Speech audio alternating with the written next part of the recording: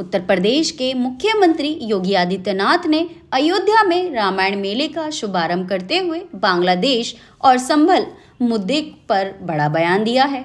उन्होंने कहा कि बाबर के सिपाहगरी ने 500 साल पहले जो अयोध्या और संभल में किया था वही आज बांग्लादेश में हो रहा है। इन तीनों की प्रकृति एक है, तीनों का डीएनए एक जैसा है। उन्होंने सपा पर निशाना साधते हुए कहा, बिना अपराधियों और गुंडों का संरक्षण पाए उनकी स्थिति वैसी हो जाती है जैसे बिना पानी के मछली। उन्होंने कहा कि भगवान राम ने लंका को जीता था लेकिन राज्याभिषेक विभीषण का किया था। यह देश कभी गुलाम नहीं होता, लेकिन हमारी आपसी मतभेद की वजह से चंद मुट्ठी भर लोगों ने हमारे मंदिर को अपवित्र किया है। उन्हीं के कुछ लोग आज देश में भी जो सामाजिक ताने बानों को छिन्न भिन्न करने का काम करते हैं। उन्होंने कहा कि अगर कोई मानता है कि सब कुछ बांग्लादेश में हो रहा है तो गलतफहमी में ना रहे, क्योंकि यहाँ पर कुछ लोग ऐसे हैं जो सामाजिक ताने बाने को बिगाड़ने का काम कर रहे हैं। यहाँ पर कुछ लोग ऐसे हैं जो दुनिया के कई देशों में प्रॉपर्टी को खरीद कर रखे हैं। यहाँ पर संकट आएगा तो दूसरे देश भाग जाएंगे। अगर कुछ भी प्रेरणा हम प्रभु के उच्च आदर्शों से ले सके तो हमारा जन्म और जीवन दोनों धन्य हो जाएगा। सीएम योगी ने कहा, आज लोग लोहिया के नाम पर राजनीति करते हैं लेकिन लोहिया के आदर्शों को अपने जीवन में अंगीकार नहीं करेंगे।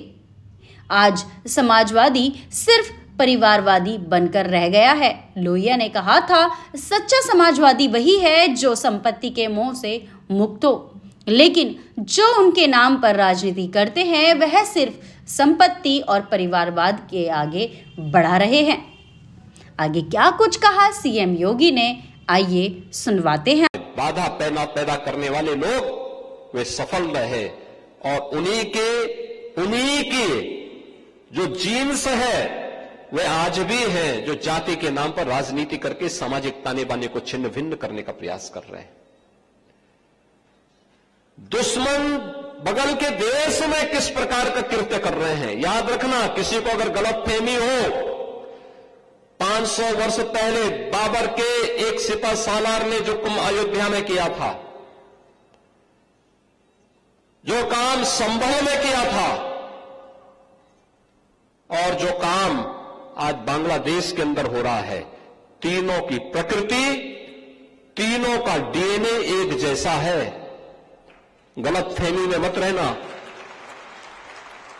अगर कोई ये मानता है कि वो बांग्लादेश में हो रहा है तो यहां भी बांटने वाले तत्व उनके लिए बेट बनकर के खड़े हो रखे हैं, पहले से खड़े हैं। वे समाज के सामाजिक ताने बाने को छिन्न भिन्न कर रहे हैं, सामाजिक एकता को तोड़ करके,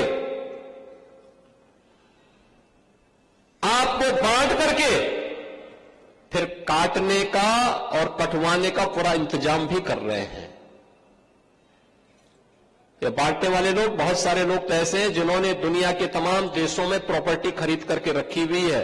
जहां संकट आएगा वहां भाग जाएंगे, मरने वाले मरते रहेंगे, यही करेंगे लोग। और इसीलिए आप सबसे मैं कहने के लिए आया हूं,